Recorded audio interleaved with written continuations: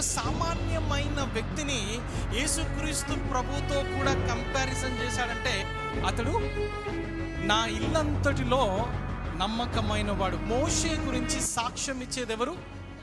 దేవుడే సాక్ష్యం ఇస్తా ఉన్నాడు. అయ్యా మోషే, నీ తరం నుంచి నేను కొత్త తరాన్ని తీసుకొస్తాను, నిన్ను గొప్ప జనంగా నేను చేస్తా అని అన్నప్పుడు వెంటనే మోషే గారు అంటున్న మాట ఏంటంటే, అలాగ చేయొద్దు, నువ్వు అలాగ చేయొద్దు. కావాలంటే ధర్మశాస్త్రం నుంచి నా పేరు కొట్టేస్తా అంటే కూడా కొట్టే, కానీ ఆ విధంగా నువ్వు చేయడానికి విజ్ఞాపన చేస్తున్నాడు. ఎవరి పక్షంగా విజ్ఞాపన చేస్తున్నాడండి?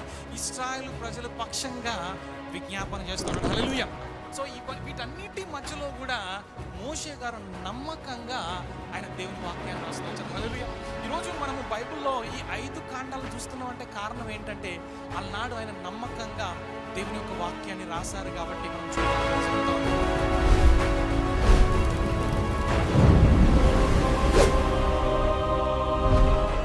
He is faithful in all my house.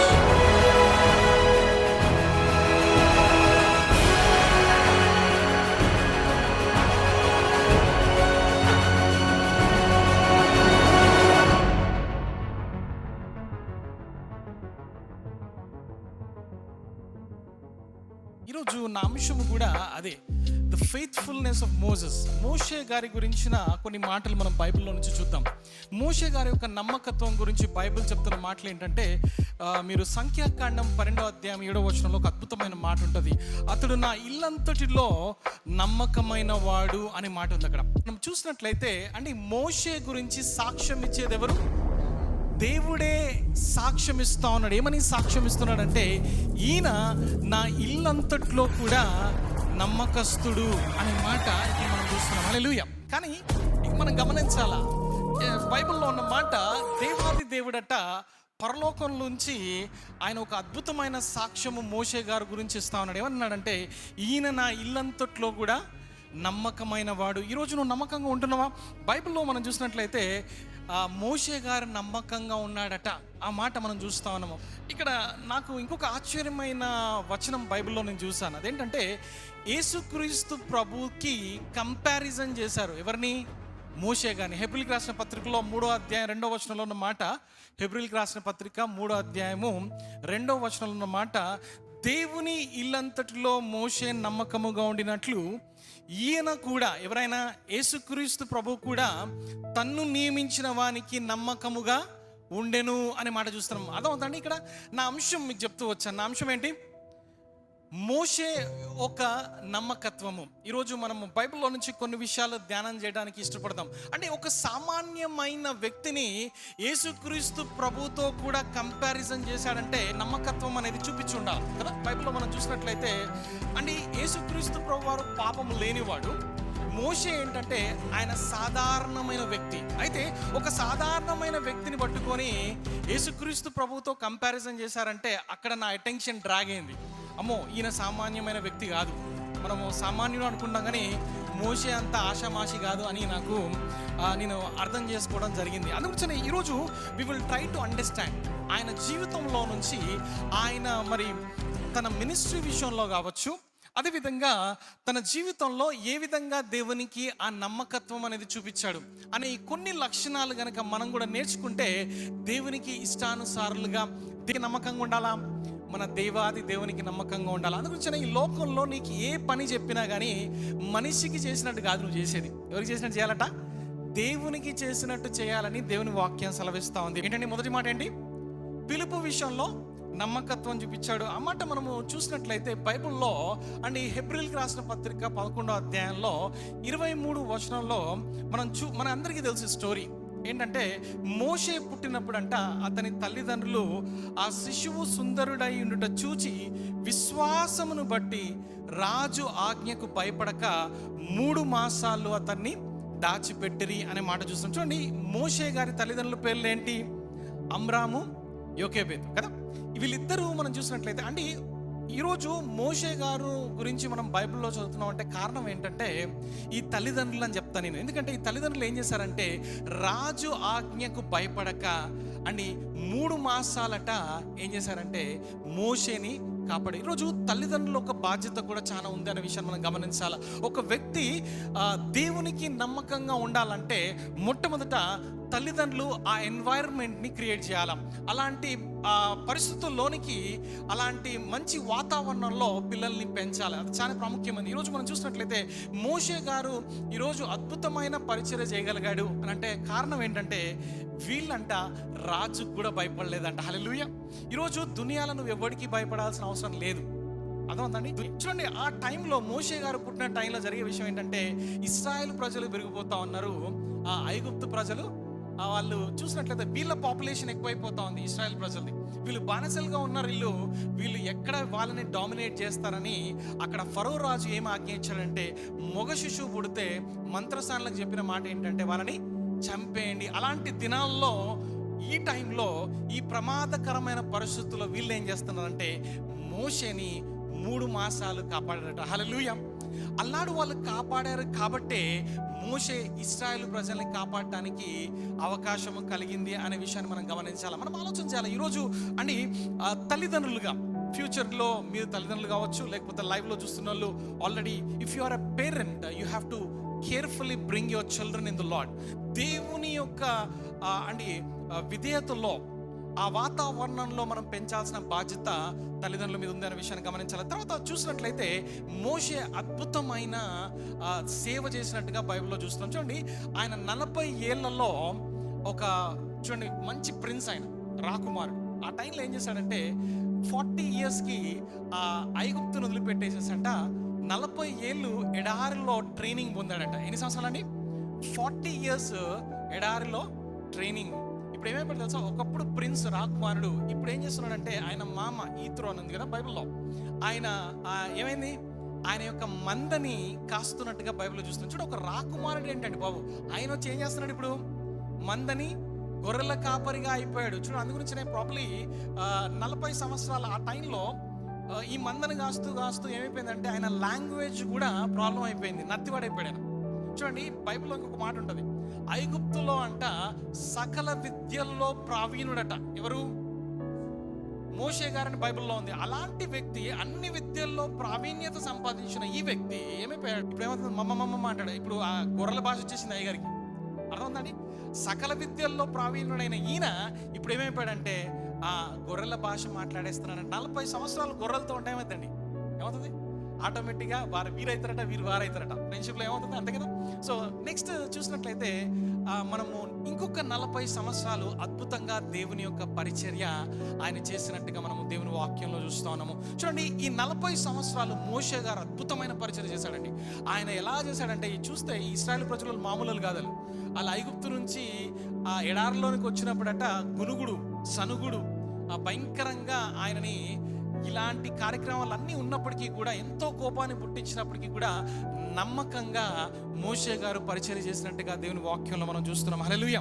చూడండి, ఈరోజు మనం ఆలోచన చేయాలి. ఈ మోషే గారిని పిలిచినప్పుడట మొట్టమొదటిగా ఏమైందంటే మోషే గారు సాకులు చెప్పడం స్టార్ట్ చేశాడు. ఏమన్నా తెలుసా, నువ్వు వెళ్ళి ఇశ్రాయేల్ ప్రజల్ని తీసుకురామంటే ఈయన చెప్తున్న మాట ఏంటి తెలుసా, మొదటగా అన్నమాట నిర్గమాకాండం 3వ అధ్యాయం 11వ వచనంలో ఉంటుంది, నేను ఎంతటి వాడని అంటాడు. ఏంటంట, నేను ఎంతటోని ప్రభా, నేను వెళ్ళి ఎట్లా తీసుకురా సాకులు చెప్తున్నాడు మోషే. ఇక్కడ దేవుడు అన్నాడు, దేవుడు ఏమైందంటే ఈ మందను కాస్తున్న టైంలో అంట దేవుడు ఏం చేశాడంటే ఆ మండుచున్న పొదలో నుంచి మోషే గారితో మాట్లాడుతున్న టైంలో జరిగిన విషయం ఏంటంటే, దేవుణ్ణి ఆయన పరిచయం చేసుకున్న తర్వాత ఆయన అంటున్న మాట ఏంటంటే, నువ్వు వెళ్ళాలి, ఇప్పుడు ఎక్కడికి వెళ్ళాలి, ఐగుప్తుకి వెళ్ళి ఇశ్రాయేలు ప్రజలను విడిపించాలని చెప్తే ఆయన అంటున్న మాట ఏమన్నాడు తెలుసా అండి, మొట్టమొదటి మాట ఏంటంటే నేను ఎంతటి వాడను అనగానే దేవుడు వెంటనే ఏమంటాడంటే, అయ్యా నిశ్చయముగా నీకు తోడై ఉంటాను అన్నాడు. ఏమన్నాడండి, నిశ్చయముగా నువ్వు ఎంతటోడివి కరెక్టేనయ్యా, కానీ నేను నీకు తోడుగా ఉన్నాను కదా, నువ్వు భయపడాల్సిన పని లేదంటే వెంటనే మళ్ళీ ఇంకొక సాకు అంటాడు ఆయన మీ పేరేంటని అడిగితే నేనేం చెప్పాలి, ఇప్పుడు నువ్వు నన్ను పంపిస్తాను అంటున్నావు, బాగానే ఉంది, కానీ మరి నీ పేరు అని అడిగితే ఏం చెప్పాలి నేను అని అంటే దేవుడు అంటాడు కదా, నేనున్నవాడను అనువాడను అనే మాట దేవుడు అక్కడ చెప్పాడు. అంటున్న మాట ఏంటంటే నేను మాట నేర్పరని కాను అనే మాట అంటాడు. అనగానే ఇక వెంటనే దేవుడు అంటాడు కదా, నీకు మాటలు ఇచ్చింది ఎవరయ్యా, మనిషికి మాటలు ఇచ్చింది ఎవరు అని అంటే వెంటనే దేవుడు అని ఒప్పుకుంటాడు. దేవుడు అనుకున్న తర్వాత సరే నువ్వు అట్లా అన్నావు కదా, నేను అహరోను పంపిస్తా, నువ్వు బదులు అహరోను మాట్లాడతాడు, నువ్వు ఓన్లీ డైరెక్ట్ చేయాలి, నువ్వు ఏ విధంగా ఉంటావు అంటే అహరోనికి ప్రవక్తలాగా ఉంటావు నువ్వు అని చెప్పడం జరుగుతుంది. తర్వాత నెక్స్ట్ మళ్ళా ఇంకొక మాట అంటాడండి, ఏమంటాడు తెలుసా, నువ్వు ఎవరినైతే పంపించాలని అనుకుంటావో వాడినే పంపి, నన్ను కాదు అంటాడు ఆయన. అర్థమవుతుందండి? ఇక్కడ దేవుడికి ఒళ్ళు మండుద్ది. ఏమంటాడు తెలుసా అండి, దేవుడికి చాలా కోపం వస్తుంది. దేవునికి వెంటనే అక్కడ ఉంటుంది మోషే మీద కోపపడి అనే మాట మనకు కనపడతా ఉంది. అప్పుడు వెంటనే మనోడు సెట్ అయిపోతాడు. ఏమైందండి, కోపం తెప్పించుకునేదాకా కథ ఈడ్చుకొచ్చాడు. కానీ గమనించాలా, ఎప్పుడైతే అంటే కొంతమందికి స్టార్టింగ్ ప్రాబ్లం ఉంటుంది. ఏం ప్రాబ్లం ఉంటుందండి, వాళ్ళని అంటే ఫస్ట్ నెట్టాలన్నమాట. ప్రార్థన చేయడానికి కొంతమంది రమ్మంటే రారు కదా, బైబిల్ చదవమంటే రారు. ఏంది నెట్టాలని, నువ్వు చదవాలి ఖచ్చితంగా అని చెప్తే అప్పుడు వచ్చి కూర్చొని బైబిల్ చదువుతారు. అంటే ఈ స్టార్టింగ్ ఒక్కసారి చదవటం స్టార్ట్ చేస్తే ఏమవుతుంది, ఇంకా వెళ్ళిపోతూనే ఉంటుంది. ఇక బండి ఇక మధ్యలో ఆగదు, బండి ఏమవుతుందండి మంచిగా వెళ్ళిపోతూనే ఉంటారు. ఇక్కడ మోషే గారు ఏమైందంటే, ఒక్కసారి దేవుడు ఎప్పుడైతే ఆయనని ముందుకు నడిపించాడో 40 సంవత్సరాలు అద్భుతమైన పరిచర్య. చూడండి, దేవుని పక్షంగా ఉండి ఆయన ఏం చేశాడంటే ఐగుప్తులో మరి 10 అద్భుతాలు చేసినట్టుగా మనము బైబిల్లో చూస్తా ఉన్నాము. చూడండి, పరిచర్య ఏ విధంగా చేశాడంటే నమ్మకంగా చేశాడు. ఈరోజు నీ పట్ల నా పట్ల దేవుని యొక్క పిలుపు ఉంది. నువ్వు అకస్మాత్తుగా ఏదో యాక్సిడెంటల్గా ఇక్కడ లేవు, కానీ దేవుని యొక్క పిలుపు నీ మీద నా మీద ఉంది. చూడండి, మోషే ఏం చేశాడంటే ఆయన పిలుపు విషయంలో నమ్మకత్వాన్ని చూపించాడు. అద్భుతంగా దేవుని పరిచర్య చేసినట్టుగా దేవుని వాక్యంలో చూస్తున్నాం. ఈరోజు నేను కూడా ఏం చేయాలంటే దేవునికి నమ్మకంగా ఉండాలి. దేవుడు ఒకవేళ నీకు ఒక చిన్న పని అప్పగించాడేమో, ఆ చిన్న పని విషయంలో నువ్వు నమ్మకంగా ఉంటే, ఒకటి పిలుపు విషయంలో ఏ విధంగా ఉండాలంటే ఫస్ట్ ఆఫ్ ఆల్ ఫెయిత్ఫుల్నెస్ ఉండాలి. మోషేకున్న మొట్టమొదటి విషయం ఏంటంటే he was faithful in calling. ఆయన పిలుపు విషయంలో ఏ విధంగా నమ్మకస్తుడుగా ఉన్నాడు. రెండవదిగా మనం చూసినట్లయితే ఆయన విజ్ఞాపన విషయంలో కూడా నమ్మకస్తుడుగా ఉన్నాడు. హల్లెలూయా. మనం బైబిల్లో చూసినట్లయితే ఒకానొక సమయం వస్తుంది. నిర్గమకాండము 32వ అధ్యాయము 9వ వచనం. నిర్గమకాండము 32 9వ వచనంలో ఉంటుంది, మరియు యెహోవా ఇట్లనెను, నేను ఈ ప్రజలను చూచి ఉన్నాను, ఇదిగో వారు లోబడినొల్లని ప్రజలు, కావున నీవు ఊరకుండుము, నా కోపము వారి మీద మండును, నేను వారిని కాల్చివేసి నిన్ను గొప్ప జనముగా చేసేదను అని దేవుడు ఇక్కడ చెప్తా ఉన్నాడు. ఇక్కడ ఏమవుతుందంటే దేవాది దేవునికి కోపం వస్తుంది ఇశ్రాయేల్ ప్రజలు. ఎందుకంటే ఎప్పుడైతే మోషే ఆ కొండ మీదకి వస్తాడో వీళ్ళు ఏం చేస్తారంటే ఒక బంగారు దూడను చేసుకొని, ఐగుప్తు నుంచి మనల్ని ఇక్కడ వరకు తోడుకొచ్చింది ఎవరంటే ఈ దూడనే అని చెప్పి వాళ్ళు ఆ దూడని ఆరాధన చేస్తున్నప్పుడు దేవునికి అని భయంకరమైన రోషం కలుగుతుంది. ఏమనుకుంటాడంటే మనుషులందరినీ నాశనం చేసేస్తాను నేను, అయ్యా మోషే నీ తరం నుంచి నేను కొత్త తరాన్ని తీసుకొస్తాను, నిన్ను గొప్ప జనంగా నేను చేస్తా అని అన్నప్పుడు వెంటనే మోషే గారు అంటున్న మాట ఏంటంటే అలాగ చేయొద్దు నువ్వు. ఇప్పుడు చూడండి ఏమవుతుందంటే, అయ్యా నువ్వు అంత కష్టపడి ఐగుప్తు నుంచి తీసుకొని అరణ్యంలోకి వచ్చి అరణ్యంలో ఈ ప్రజలందరినీ నాశనం చేసావని నీకే చెడ్డ పేరు వస్తుంది, కాబట్టి దయచేసి అలాగూ చేయొద్దు, నువ్వు అలాగ చేయొద్దు. కావాలంటే ధర్మశాస్త్రం నుంచి నా పేరు కొట్టేస్తా అంటే కూడా కొట్టేయి, కానీ ఆ విధంగా నువ్వు చేయడానికి విజ్ఞాపన చేస్తున్నాడు. ఎవరి పక్షంగా విజ్ఞాపన చేస్తున్నాడండి? ఇశ్రాయేలు ప్రజల పక్షంగా విజ్ఞాపన చేస్తున్నాడు. హల్లెలూయా. చూడండి ఎంత అద్భుతమైన నాయకుడు అండి ఈయనకున్న నమ్మకత్వాన్ని చూస్తే నిజంగా ఆయన ఏం చేయొచ్చండి, ఆ ప్రభా నాశనం చేస్తావా, అందరినీ నాశనం చేసేయి, నన్ను గొప్ప చేస్తావా చేసేసేయి అనొచ్చుగా. ఏమంటాడు ఈయన అద్భుతంగా అంటున్న మాట ఏంటంటే, ప్రభువా వాళ్ళని దయచేసి జ్ఞాపకం చేసుకొని విజ్ఞాపన వాళ్ళ పక్షంగా ఏం చేస్తున్నాడంటే ఆయన ప్రార్థన చేస్తూ ఉన్నాడు. చూడండి, విజ్ఞాపనకర్తలు ఉన్నారు కాబట్టే, మధ్యవర్తులు ఉన్నారు కాబట్టే ఈరోజు మన దేశం కాపాడబడుతూ ఉంది. ఆ విషయాన్ని మనం గమనించాలి. ఈరోజు మనము విజ్ఞాపన చేయటం అనేది ఆపు చేయకూడదు. చూడండి, ఒక సందర్భం మనందరికీ తెలుసు. బైబిల్లో మనం చూసినట్లయితే నిర్గమకాండం 17వ అధ్యాయంలో మీరు చూస్తే అక్కడ ఒక యుద్ధం జరుగుతుంది. అమాలేకీయులకున్నను అదేవిధంగా ఇశ్రాయేలు ప్రజలకి యుద్ధం జరుగుతూ ఉంటుంది. కింద యెహోషువ యుద్ధం చేస్తూ ఉంటాడు, పైన మోషే అహరోను ఊర్లు ఉంటారు. మనందరికీ తెలిసే సందర్భం.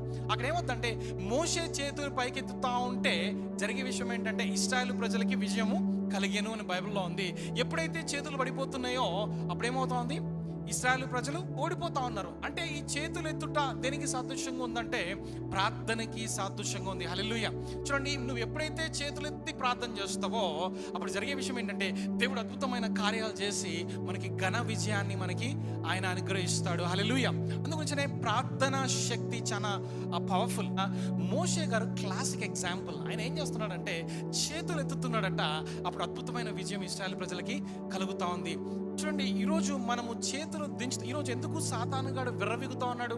ఎందుకు వాడు గర్జించు సింహం వలె ఎవరిని మింగుదనా అని చూస్తా ఉన్నాడు? కారణం ఏంటి తెలుసా అండి?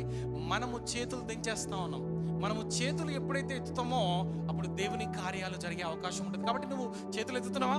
అట్లనే ఎత్తుకుంటూ ప్రార్థన చేస్తూ ఉండాలంతే. హల్లెలూయా. చూడండి, రెండో మాట, ఈయన దేని విషయంలో నమ్మకంగా ఉన్నాడంటే మనం చూసాము. మొట్టమొదటిగా పిలుపు విషయంలో నమ్మకంగా ఉన్నాడు. రెండోది విజ్ఞాపన విషయంలో ఆయన నమ్మకంగా ఉన్నాడు. మూడోదిగా మనం చూస్తే దేవుడు ఒక టాస్క్ ఇచ్చాడు ఆయనకి. ఏంటంటే నువ్వు ధర్మశాస్త్రాన్ని రాయి, 10 ఆజ్ఞలను రాయి అని చెప్పాడు కదా. మనందరికీ తెలిసి ఈ సందర్భం ఏమైందంటే ఈ మోషే గారు 40 రాత్రులు 40 దినాలు ఏమైందంటే దేవుని సముఖమందుండి ఆయన ఏం చేస్తున్నాడంటే 10 ఆజ్ఞలన్నింటినీ కూడా రాస్తా ఉన్నట్టుగా బైబిల్లో మనం చూస్తా ఉన్నాం. చూడండి, మీరు నిర్గమకాండము 34వ అధ్యాయంలో 27వ వచనంలో ఉన్న మాట, మరియు యెహోవా మోషేతో ఇట్లను ఈ వాక్యములను రాసుకొనుము, ఏలైనగా ఈ వాక్యములను బట్టి నేను నీతోనూ ఇశ్రాయేలుతోనూ నిబంధన చేసి ఉన్నాను అనే మాట ఉంది. అర్థమవుతుంది? చూడండి, ఈరోజు మనము బైబిల్ చూస్తే ఆది కాండం నుంచి ద్వితీయోపదేశ కాండం వరకు రాసింది ఎవరు? మోషే గారు రాశారు. దాన్ని ఏమంటాం? తోరా అనే మాట మనం చూస్తా ఉన్నాం. తోరాలో 5 కాండాలు ఉంటాయి కదండి. ఆది కాండము, అక్కడ నుంచి మనం చూసినట్లయితే ద్వితీయోపదేశ కాండం వరకు కూడా ఎవరు రాశారు? మోషే గారు రాశారు. చూడండి, సృష్టి యావత్తు ఏ విధంగా సృజించబడింది, తర్వాత మనం చూసినట్లయితే ఇశ్రాయేలు ప్రజల యొక్క చరిత్ర, తర్వాత ఒక వ్యక్తి దేవుని సన్నిధికి రావాలంటే ఏ విధంగా యాజక ధర్మం చేయాలి, ఏ విధంగా బలి అర్పించాలి, ఇవన్నీ విషయాలన్నింటినీ కూడా అవన్నీ ఎవరు రాశారు అంటే కనుక బైబిల్లో మనం చూసినట్లయితే మోషే గారు రాశారు. అప్పుడు ఉన్న పరిస్థితులు మనకిలాగా అడ్వాన్స్ టెక్నాలజీ, టైప్ రైటింగ్ ఇట్లాంటివి లేవు. ఆయన ఏంటంటే గుడారాల్లో, వాళ్ళ పరిస్థితి ఏంటండి, ఎక్కడ పడితే అక్కడ గుడారాలు వేసుకోవాలా. ఆ గుడారాల్లో ఎండ ఉంటుంది, మామూలుగా ఉంటుంది వాతావరణం. పై మాకు వాళ్ళతో కొట్లాట అయింది, ఇవన్నీ పంచాయతీలన్నీ తీర్చాలా. సో వీటన్నిటి మధ్యలో కూడా మోషే గారు నమ్మకంగా ఆయన దేవుని వాక్యాన్ని రాస్తూ వచ్చారు. ఈరోజు మనము బైబిల్లో ఈ 5 కాండాలను చూస్తున్నాం అంటే కారణం ఏంటంటే అలనాడు ఆయన నమ్మకంగా దేవుని యొక్క వాక్యాన్ని రాశారు కాబట్టి మనం చూడటం అనేది జరుగుతోంది. మూడోదిగా ఏంటండి, రాయటం విషయంలో, ధర్మశాస్త్రం రాయటం విషయంలో కూడా నమ్మకంగా ఉన్నాడు. 4వదిగా మనం చూసినట్లయితే ఆయన పని విషయంలో కూడా నమ్మకంగా ఉన్నాడు. ఏ పని అంటే కనుక మనందరికీ తెలుసు, మందసాన్ని కట్టడానికి ఒక నమూనా దేవాది దేవుడానికి చూపించాడట. ఆ నమూనా, ఆ కొలతల ప్రకారం ఎగ్జాక్ట్లీ యాజ్ ఇట్ ఈజ్ వాటిని ఏం చేయాలి, ఆ పని కంప్లీషన్ చేయాలి. అయితే మోషే ఏం చేశాడంటే ఆ పని విషయంలో పర్ఫెక్ట్గా పని చేసినట్టుగా దేవుని వాక్యంలో చూస్తున్నాం. హల్లెలూయా. చూడండి, ఇక్కడ ఈయన ఏం చేశాడంటే, అంటే దేవుడు కూడా అద్భుతమైన దేవుడు అండి. మన దేవుడు బెసాలేలు అనే ఒక వ్యక్తికి ఆ పని చేయడానికి కావాల్సిన స్కిల్ని దేవుడు ఆల్రెడీ అనుగ్రహించాడు. ఈయన ఏం చేయాలా, కేవలం నించొని ఆయన పని చేసినట్లయితే దేవుని కార్యాలు జరిగే అవకాశం ఉంటుంది ఇక్కడ. హల్లెలూయా. చూడండి, ఇర్మియా గ్రంథము 48:10లో ఉన్న మాట, యెహోవా కార్యమును అశ్రద్ధగా చేయువాడు శాపగ్రస్తుడు అగును అనే మాట చూస్తున్నాం. ఏంటంటే దేవుని పని ఎలా చేయాలా, అశ్రద్ధగా చేయాలా. ఇక్కడున్న మాట ఏంటంటే యెహోవా కార్యమును అశ్రద్ధగా చేయువాడు శాపగ్రస్తుడు అగును అనే మాట మనం చూస్తున్నాం. ఈరోజు మనం ఆలోచన చేయాలండి, దేవుని పని అంటే ఆషామాషి కాదు. ఆయన చెప్పినది మనము చెప్పినట్టుగా మనము చేయాలి. అశ్రద్ధగా ఉండకూడదు. ఏ పనైనా కావచ్చు, అది ఊడ్చే పని కావచ్చు, లేకపోతే ఇక్కడ చేసేసే పని కావచ్చు, లేకపోతే ఇంకేదన్నా కావచ్చు, ఆ పని విషయంలో నువ్వేం చేయాలంటే పర్ఫెక్ట్గా ఆ పని చేసేవాడిగా ఉండాలి. ఇక్కడ మోషే గారు అద్భుత రీతిలో మరి ఆ పరిచర్య చేసినట్టుగా, పని చేసినట్టుగా దేవుని వాక్యంలో ఉంది. చివరిగా మనం చూసినట్లయితే మోషే గారు ఆయన నాయకుల్ని డెవలప్ చేయడంలో కూడా నమ్మకంగా ఉన్నాడట. హల్లెలూయా, హల్లెలూయా. అంటే ఈ మాట మీకు అర్థం కావాలంటే, ఒక దినాన్ని ఏమైందంటే మోషే గారట పొద్దున్న నుంచి సాయంత్రం వరకు పంచాయతీలు చూస్తూ ఉన్నాడట. ఏమైందంటే పెద్ద లైన్ ఉందంట ఆయన ముందు, ఒకరి తర్వాత ఒకరు వస్తున్నారట. వస్తా అంటే ఆ పంచాయతీలన్నీ వినుకుంటా వాళ్ళకి న్యాయం తీర్చుకుంటూ పోతున్నాడట. ఇదంతా గమనించాడట మామగారు. ఇట్లా చూస్తున్నాడట. చూసి ఏంటయ్యా ఇది, పొద్దు నుంచి సాయంత్రం వరకు నువ్వు పనిచేస్తున్నావు, నీకు ఎంత శ్రమ, అదేవిధంగా వాళ్ళు పెద్ద లైన్లు కట్టున్నారు, వాళ్ళకి ఎంత శ్రమ. నువ్వేం చేయాలంటే ఒక పని చేయి, నేను ఒక సజెషన్ ఇస్తాను. నువ్వు 1000 మంది పైన ఒకరిని పెట్టు, 100 మంది పైన ఒకరిని పెట్టు, 50 మంది పైన ఒకరిని పెట్టు, 10 మంది పైన ఒకరిని పెట్టు. అప్పుడు ఏమవుతుందంటే పెద్ద పెద్ద సమస్యలు ఉంటే వాళ్ళంతా నీ దగ్గరకు వస్తారు. మిగతా సమస్యలన్నీ కూడా ఇక్కడ తీరిపోయేటట్టుగా చేసి అని చెప్తే మోషేకి వెంటనే చూడండి, మామ చెప్తే కొంతమందికి మామ చెప్తే భలే కోపడుతుంది, నువ్వేంది పైన నాకు చెప్పేది అన్నట్టుంటారు కదా. కానీ ఇక్కడ ఏం చేస్తున్నాడంటే మోషే గారు వెంటనే మామ అడ్వైస్ తీసుకున్నాడట. కొంతమంది ఒక పొజిషన్లోకి వెళ్ళంగానే చూడండి, ఆత్మీయంగా పొజిషన్లోకి వెళ్తా ఉంటామో తెలుసా అండి, నువ్వేంది నాకు చెప్పేది, నువ్వు చెప్తావా, నాకు అంత సీన్ లేదు నీకు అంటారు. కానీ ఇక్కడ మామ చెప్తా ఉంటే మోషే గారు విన్నట్టుగా దేవుని వాక్యం ఉంది. హల్లెలూయా. కొంచెం గమనించాలి, ఇక్కడ మామ మాట విన్నాడు. జరిగిన విషయం ఏంటంటే అద్భుతంగా ఆయన లీడర్స్ని డెవలప్ చేసినట్టుగా దేవుని వాక్యంలో ఉంది. ఇంకొక మాట మనం బైబిల్లో చూసినట్లయితే అండ్ ఈ సంఖ్యాకాండం 11వ అధ్యాయము 24 నుంచి 30 వరకు మీరు తర్వాత చదువుకోండి. అక్కడ ఏమైందంటే 70 మందికి ఆత్మలో పాలు అనే మాట మనం చూస్తా ఉన్నాం. అది సంఖ్యాకాండం 11వ అధ్యాయము 29వ వచనం అన్నమాట. యెహోవా ప్రజలందరూ ప్రవక్తలగునట్లు యెహోవా తన ఆత్మను వారి మీద ఉంచును గాక అన్నాడు. హల్లెలూయా. అంటే ఈయన ప్రవక్త ఏమన్నాడు, నేనొక్కడే కాదు ప్రజలందరూ కూడా ప్రవక్తలైపోవాలన్నాడు ఈయన. హల్లెలూయా. ఎంత మంచి మనసు అండి. దేవుని వాక్యంలో చూస్తున్నాము. చివరిదిగా ఆయన వాక్యాన్ని ప్రకటించడంలో కూడా నమ్మకత్వం చూపించాడట.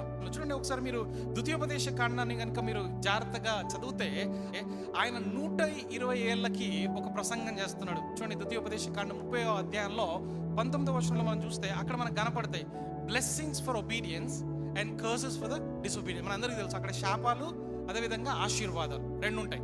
ఎవరైతే విధేయత చూపిస్తారో వాళ్ళకి ఆశీర్వాదాలు, ఎవరైతే అవిధేయత చూపిస్తారో వాళ్ళకి శాపాలు. ఇవన్నీ రాసుకుని చూడండి. మోషే గారు ఎలా అంటాడంటే ఆయన షుగర్ కోటెడ్ ప్రీచింగ్ చేయలే ఆయన. అర్థమవుతుందండి. కొంతమంది ఏం చెప్తారంటే మనుషులకి ఏదైతే ఇష్టమో అలాంటి వాక్యాలే చెప్పడానికి ఇష్టపడతారు. ఎందుకు? వాళ్ళని ప్లీజ్ చేయడానికి. కానీ ఈయన ఏంటంటే దేవుణ్ణి ప్లీజ్ చేయడానికి ఇష్టపడుతున్నాడు. ఈరోజు చాలా మంది మీరు వాక్యాలు గమనించండి ఎలా ఉంటాయంటే మోటివేషనల్ స్పీకర్స్ ఎక్కువైపోతున్నారు. దేవుని వాక్యాన్ని కోడ్ చేయాలి, దేవుని వాక్యాన్ని డ్రైవ్ అంశము వాక్యం గురించి ఉండదు. ఏదో అంశం స్టార్ట్ చేసేసి ఆ మోటివేషన్ చేసుకుంటే వెళ్ళిపోతూ ఉంటారు. దానివల్ల ప్రయోజనం వాక్యాన్ని ఉన్నట్టుగా ప్రకటించాలి. చూడండి తిమోతికి అపోస్తలుడైన పౌలు గారు అంటారు కదా, నువ్వు వాక్యాన్ని సరిగా విభజించాలి అని ఆయన నేర్పిస్తున్నట్టుగా మనం చూస్తాం. ఏం చేస్తున్నాడంటే తప్పైతే తప్పని చెప్తాడు. నిజమైన ప్రవక్త ఏం చేస్తాడు తెలుసా అండి, ఆయన ఒక పక్కన కంఫర్టింగ్ మెసేజ్ ఇస్తాడు, at the same time challenging message కూడా ఇస్తాడు. అర్థమవుతుందండి. ఎప్పుడు కూడా కంఫర్టింగ్ మెసేజే ఉండదు, అది బ్యాలెన్స్ లేని మెసేజ్. కంఫర్టింగ్ మెసేజ్ అయితే ఏమవుతుంది, ఓదార్పే కాదు, మనకి ఏం కావాలంటే కొన్నిసార్లు సవాలుతో కూడిన వాక్యం కూడా ఉండాలి. అప్పుడేమవుతుందంటే మనం ఆత్మీయంగా ఎదిగే అవకాశం ఉంటుంది అనే విషయాన్ని మీరు గమనించాలి. ఇక్కడ మీకు 6 విషయాలు చెప్పండి. మొట్టమొదటిది పిలుపు విషయంలో నమ్మకంగా ఉండాలా, రెండోది విజ్ఞాపన విషయంలో నమ్మకంగా ఉండాలా, మూడోది ఏం చెప్పామా, రాయటం విషయంలో నమ్మకంగా ఉండాలి, నాలుగోది పని విషయంలో నమ్మకంగా ఉండాలి, తర్వాత ఐదోది లీడర్స్ని డెవలప్ చేయడం విషయంలో కూడా నమ్మకంగా ఉండాలి, చివరిగా ఆయన వాక్యం ప్రకటించడంలో కూడా ఎంతో నమ్మకత్వాన్ని చూపించాడు. దేవుడే సర్టిఫికెట్ ఇస్తున్నాడు. దేవుడే ఇచ్చిన మాట ఏంటంటే నా ఇల్లంతట్లో నమ్మకస్తుడు మోషే. ఈరోజు అలాంటి కృప దేవుడు మనకు కూడా అనుగ్రహించాలని ప్రార్థన చేసుకుందాం.